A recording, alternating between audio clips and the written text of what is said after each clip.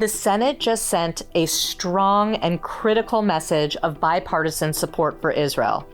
After more than 400 days of relentless attacks on Israel by Iran and its terrorist proxies, Bernie Sanders took to the Senate floor to try and block a package of U.S. arms sales to our ally.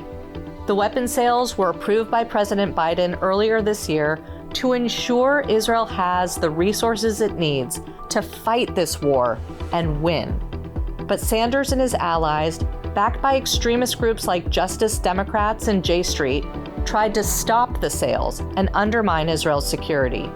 AIPAC members across the country took action. Together, we delivered more than 1 million emails and calls into Senate offices ahead of the vote. The Biden administration strongly opposed this move and warned senators that these resolutions could in fact prolong the war. Israeli leaders also noticed this vote, and we saw statements ranging across the political spectrum, displaying a united message. Ambassador Mike Herzog said anyone backing these resolutions was not pro-Israel. And Israeli opposition leader Yair Lapid said that no friend of Israel should support these resolutions.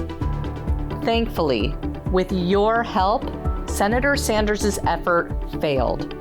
The majority of Senate Democrats and Senate Republicans voted against each of his 3 resolutions, including all of the leaders of the key national security committees. In doing so, they stood overwhelmingly with Israel, President Biden, and the vast majority of Americans. This was a critical vote, but the battle to ensure America continues support for Israel is far from over. There are more pressing challenges ahead. Just 1 day after the Senate vote, the International Criminal Court took the outrageous step of issuing arrest warrants for Israeli Prime Minister Benjamin Netanyahu and former Defense Minister Yoav Gallant. This reckless action must be condemned, and Congress must act. I urge you to do 2 important actions today. First, send a message to your senators about the vote in the Senate.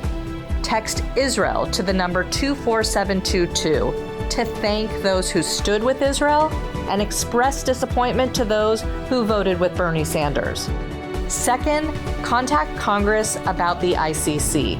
Text ICC to the same number to urge members to condemn the court's action and encourage senators to pass critical legislation to sanction the ICC.